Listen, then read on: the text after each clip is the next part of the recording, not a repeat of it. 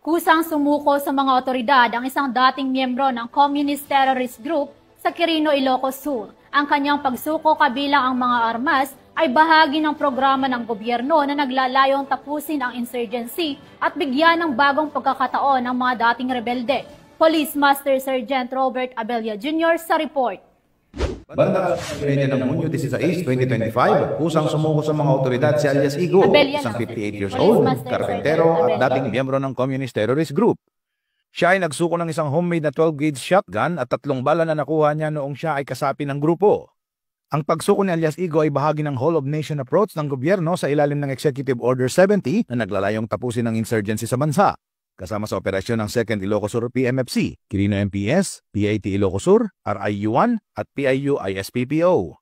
Bilang tanda ng kanyang pagbabalik loob, sumumpa siya ng alyansa sa pamahalaan at nangako na titigil sa pagsuporta sa mga rebeldeng grupo. Bilang tugon sa kanyang reintegration, siya ay binigyan ng 500 pesos at mga grocery mula sa LCAC Fund.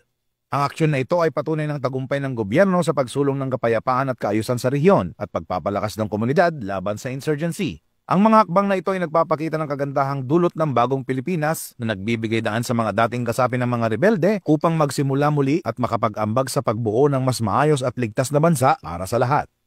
Mula dito sa Ilocos Region, ako po ang inyong PNN correspondent, Police Master Sergeant Robert Abella Jr., alagad ng batas, tagataguyod ng Balitang Pulis.